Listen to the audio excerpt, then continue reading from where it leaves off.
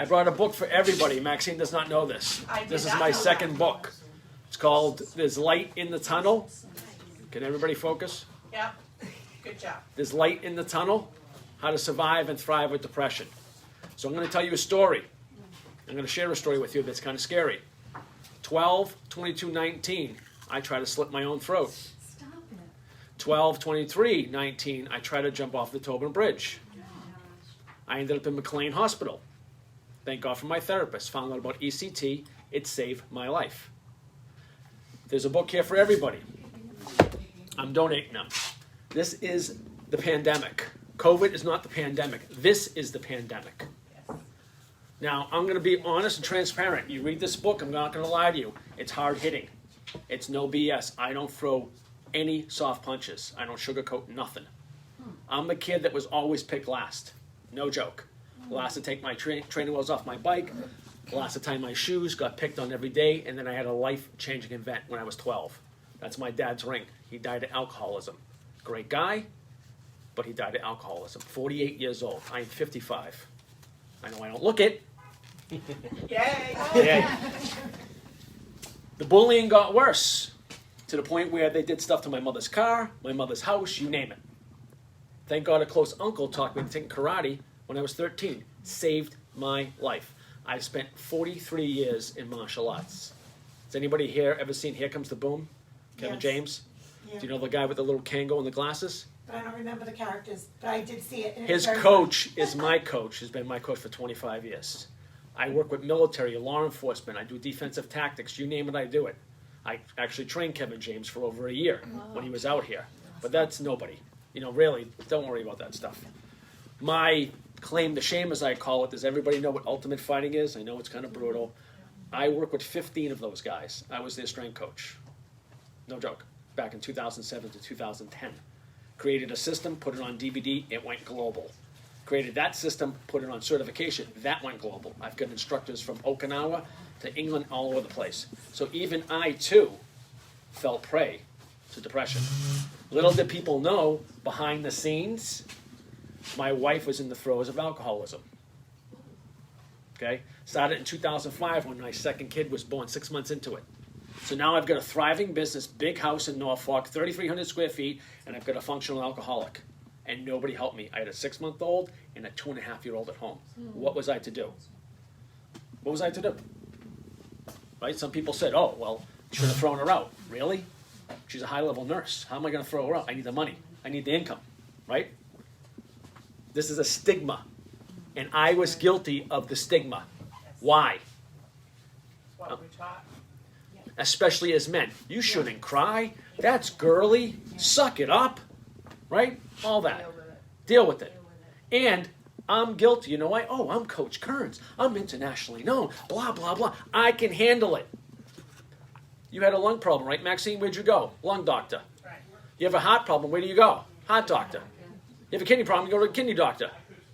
How are you going to fix the most complicated thing in your body? Your brain. The best computer. And it was gradual. Somebody close that door, please. It was gradual. Thank you. It was a gradual process. Has anybody here ever been overwhelmed? Yeah. Know what that feels like? Yeah. Multiply it. Awful, right? So, everybody listen up. Let's add this up. Messy divorce. No joke. Was supposed to be amicable, cost me $100,000. She stole from the equity line. Somebody tried to blow up my house. Yes, this is no joke. This is like a dateline. Okay? And then I had to live there for the next 7 months under that roof. Try to have me arrested under a false domestic in front of my kids. Nice, huh? This is somebody I knew for 30 years. Then, out of all of it, you think, oh, great, man. The divorce is over. I can live. Right. Anybody here tried dating after 50? 40? Not fun. No. You know, my current girlfriend, thank God, took me 4 years to find somebody. I had plenty of one-offs, 3-offs. Oh, great date. Boom, they're gone. 3 dates, gone. What's going on here? My girlfriend says, you've been ghosted? Yeah. You've been catfished. Yeah. What? You think it's only for women? Yeah. You know? Or you show up and it's like, who are you? Well, that's me. No, it's not. It's not you. What are you talking about? I was catfished so bad, somebody from the military reached out to me, military uniform, the whole 9 yards, said they were in Afghanistan, found it was all BS. No joke. Like, oh, my husband died, I have kids. I'm like, and they led me on. You know? So you look at that, and I'll tell you, you think, okay, I'm divorced. All right, great, now it's all over. Blah, blah. Then my ex-wife turns around the day of the final agreement. I'm supposed to move out first. She announced that she's moving out. She dumped the house on me. I had 23 years of crap to clean out of my house on my own. Then had to move, find another place to move, okay? Then I'm going, anybody here? Well, there's a few people here. Mrs. Burns has been divorced, right? Or Ms. Burns, right? Yes. Remember not having your kids for the first weekend? You're like, what do I do with myself? I remember sitting in my apartment going, what do I do? I mean, I was a father for 19 years. What do I do? So I went back and forth going, what's this about? And it just kept gradually getting worse. And the people I met out there, everybody, who's been out here in the dating world? Don't worry about it.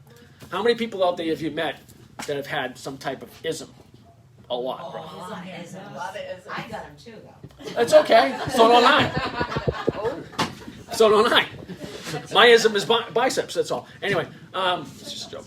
So when you look at that, right, everything kind of got overwhelming. I'm going from 3,300 square feet to 1,100 square feet, plus all the stress of the BS. All of it. I got overwhelmed. It crept up on me. I had an anxiety attack so bad one morning, coming out of the shower, going to a client, I fell on the floor, shaking uncontrollably for 20 minutes.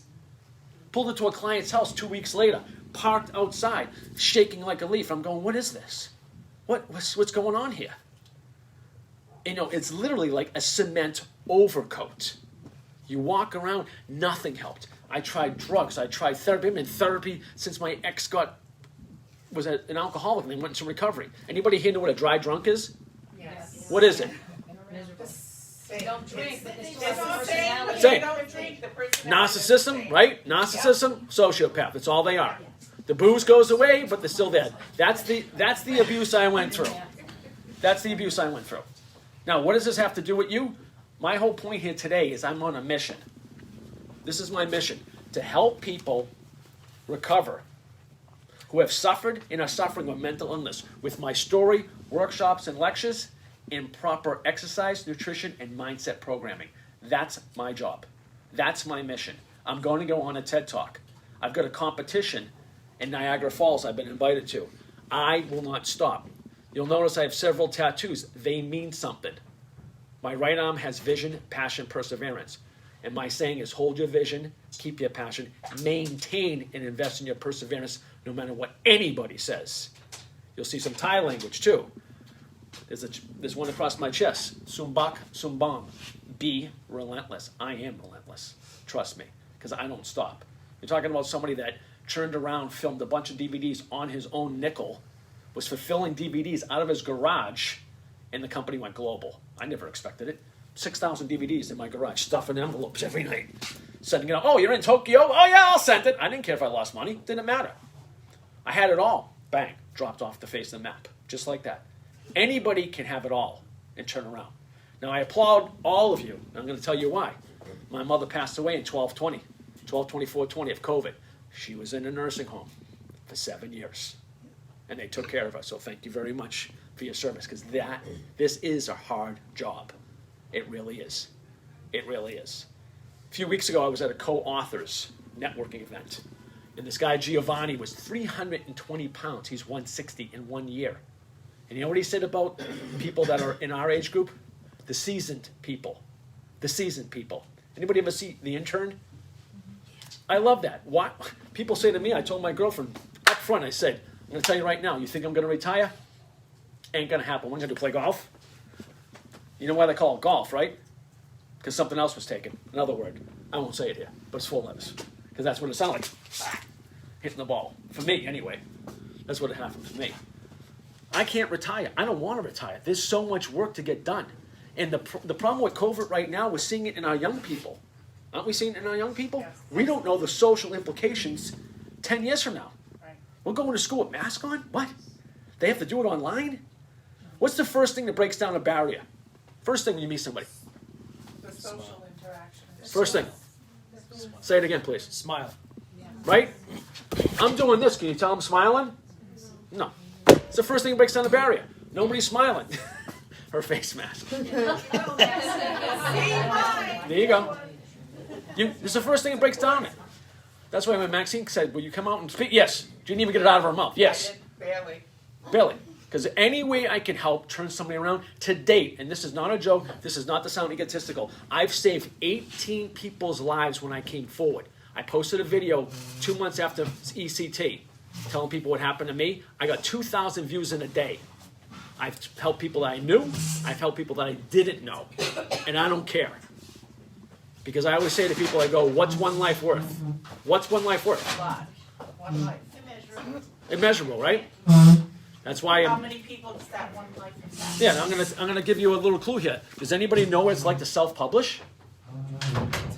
This cost me $10,000 of my own money in an industry that got crippled. I had to borrow money from the SBA to get this done.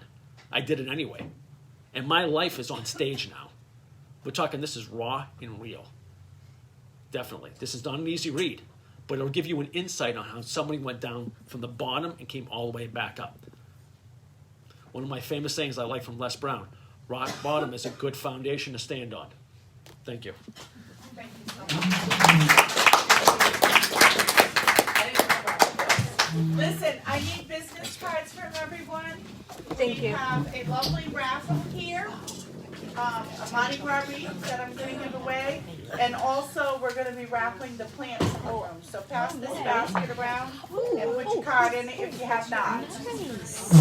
And even if you put your card yesterday, that means you get 2 chances. Oh, yeah. Thank you so much for that. Thank you.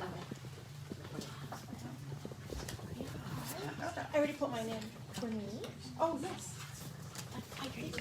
Thank you. If anybody needs any help and you don't want to talk about this young lady, ask me, call me. Like I tell people all the time, I have a phone number. I have a phone. Why do I have a phone? What's that? Yeah. No one Call me. We all have this lovely face that we put on. It's kind of like a mask, right?